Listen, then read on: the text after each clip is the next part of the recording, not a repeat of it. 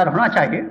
भगवान को दीपक दिखाने की जरूरत नहीं है। भगवान के पास तो 2 दीपक जलते रहते हैं, दिन भर तो सूरज जलता रहता है, रात भर चंद्रमा जलता रहता है। आप भगवान नहीं जलाएंगे तो भगवान का कोई हर्ज नहीं हो सकता। दीपक के बिना तो भरत जी क्यों पैसा खर्च करें हम, क्यों घी जलाएं बार बार, क्यों अग्नि जलाएं बेटे? उसका एक कारण है। एक ऐसा आदमी है बेवकूफ, आंखों से अंधा, तो कुछ दिखाई नहीं पड़ता। उसके सामने दीपक दिखा कर आगे तो ये रास्ता तो दिखाई पड़े। कौन है वो बेवकूफ और अंधा आदमी? वो है तू और हम हैं जिन अंधे कह सकते हैं।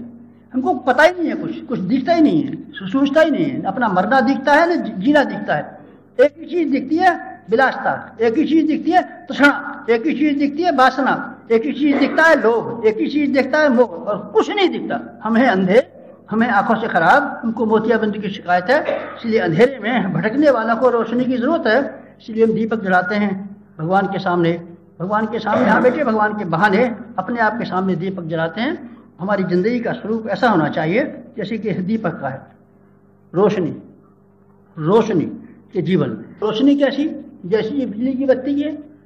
अरे तो महाराज जी बिजली की बत्ती तो मैं रोज जलाता रहता हूँ। नहीं बेटे, उससे मतलब नहीं है। रोशनी से मतलब तमसो माँ ज्योतिर्गमय, हमको अंधकार की ओर से लेकर प्रकाश की ओर लेके चलिए। इसका मतलब ये नहीं है कि टॉर्च आगे आगे जलाते चलिए और आप आगे हमको अंधेरे में से ले चलिए, ये मतलब नहीं है।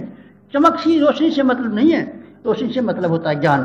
दीपक जब हम जलाते हैं उसका मतलब यह है कि हमारा मस्तिष्क ज्ञान से भरा हुआ हो, विचारणा से भरा हुआ हो, प्रज्ञा से भरा हुआ हो, रोशनी से भरा हुआ हो। और रोशनी से भरा हुआ होकर के हम क्या काम करें? हम बेटे जलने की बात सीखें, जलने की बात सीखें, तप की बात सीखें, दूसरों के फायदे के लिए कुर्बान होने की बात सीखें, समन्वय की बात सीखें, शरणागति की बात सीखें, विसर्जन की बात सीखें, विलय की बात सीखें। नहीं हम तो लेने की बात सीखेंगे। नहीं बेटे, लेने की बात लेने वालों की कंपनी नहीं है, ये देने वालों की कंपनी है। तो कौन सी कंपनी में दाखिल हो गया? अरे महाराज जी मैं तो इनके भजन करने वालों की में आ गया। भजन करने वाले की में क्यों आ गया? महाराज जी मैं तो इसलिए आ गया कि भजन करने वालों को बड़ा नफा होता है। ये बेटे किसी ने गलत भगा दिया है। भजन करने वालों को नफा नहीं होता, और होता भी है तो उनको एक ऐसा लगा हुआ है साप, तो वो स्वयं नहीं खा सकती, खिला सकते हैं, खिला सकते हैं। बाजीगर से कई बार हमने पूछा तो भाई साहब एक बात बताओ, ये जो है आम जो आपने अभी इसमें से आम के पेड़ पर से आपने तोड़े और डिब्बे में से आपने मिठाई निकाली, तो मिठाई निकाल कर क्या आपने सबको खाई? देखिए साहब झूठी मिठाई है कि सच्ची मिठाई है? सच्ची मिठाई है। आप तो रोजाना मिठाई बनाते होंगे और अपने बाल बच्चों को रोज खिलाते होंगे। नहीं साहब, इसको हम नहीं खा सकते, कुछ और को खिला सकते हैं। क्यों आप भी खा लिया करो? नहीं हम नहीं खा सकते, और खिला सकते हैं। भगवान की दी हुई दया में कृपा में एक सांप लगा हुआ है। कभी आप खाने की कोशिश करेंगे तभी बस आपके प्राण निकलेंगे। आप नहीं खा सकते, आप नहीं खा सकते। खिला सकते हैं, खिला सकते हैं। संत खा नहीं सकते। संत ने जब खाना शुरू कर दिया, संत का संत पहुंची ने खत्म हो गया। संत ने जिस दिन खाना शुरू किया, हमको दीजिए भगवान, हमको दीजिए।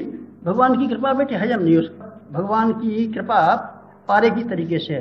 पारे को आप देख लीजिए और दिखा लीजिए, खाइए मत।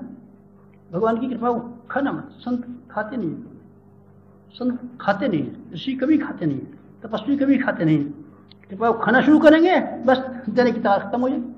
खा लीजिए, फिर किसी को दे नहीं सकते, किसी की सहायता आप नहीं कर सकते।